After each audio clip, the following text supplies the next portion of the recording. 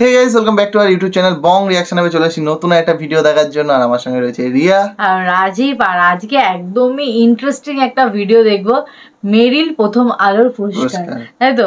আরফান নিশো বলে পেয়েছে সাকিব ভাইয়ের বদলে, সেটাই দেখব। হ্যাঁ, তো সেটাই দেখবো, কি বিষয়টা কি হয়েছে সেটাই দেখবো একদম। তো চলো দেখি না করে দেখে নি।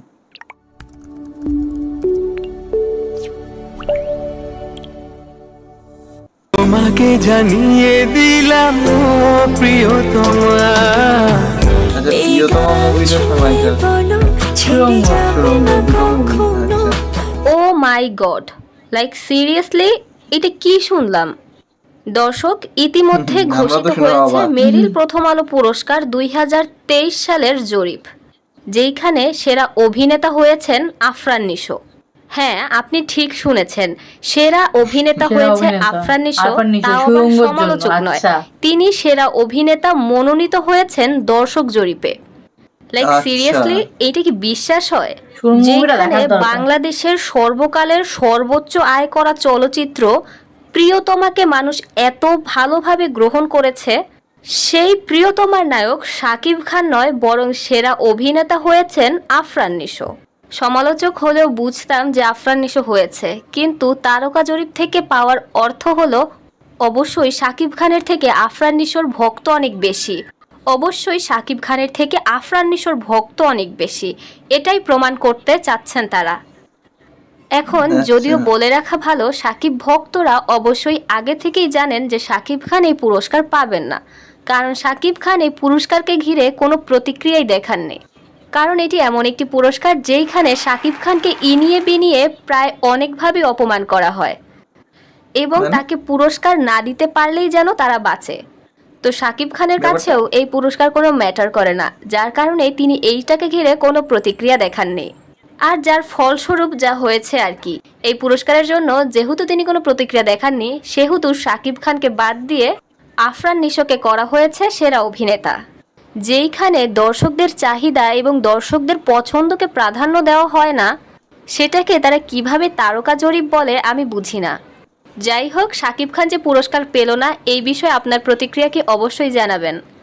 এবং শাকিব খান মেরিল প্রথম আলোর পুরস্কার পাক আর না পাক, এবার যে তিনি জাতীয় চলচ্চিত্র পুরস্কার পাবে সেটা মিলিয়ে নিয়েন। ঈশ্বর কি তোমার আমার মিলন লিখতে পারতো না? আচ্ছা, দর্শক মনোনীত মানে দর্শকরাই মানে যারা ছিল সেটাই, মানে ভোটিং সিস্টেম এরকম কিছু হয়েছে, কিছু তো একটা হয়েছে যার জন্য পেয়েছে। সাকিব ভাই সেই পুরস্কার নিয়ে অতটা মাথা ব্যথাও ছিল না, যেটা শুনলাম।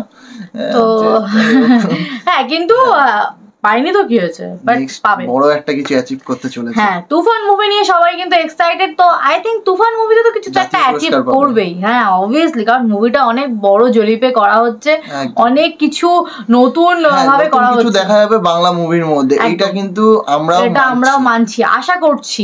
টিজার দেখে তো আশা করছি, তারপর একটা গানের টিজার দেখলাম, সেখানে লুকটা দেখলাম, তো সব মিলিয়ে এটা সত্যি আশা করা যেতে পারে যে হ্যাঁ, একটা ভালো কিছু আমরা পেতে চলেছি।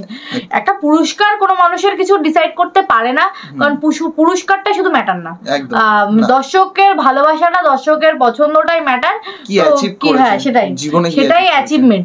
একটা পুরস্কার পেলে সেটা অ্যাচিভমেন্ট হয়ে যায়, এটা কোনো ব্যাপার না। হ্যাঁ, কিন্তু সুড়ঙ্গ মুভিটা দেখার আমাদের খুব ইচ্ছে।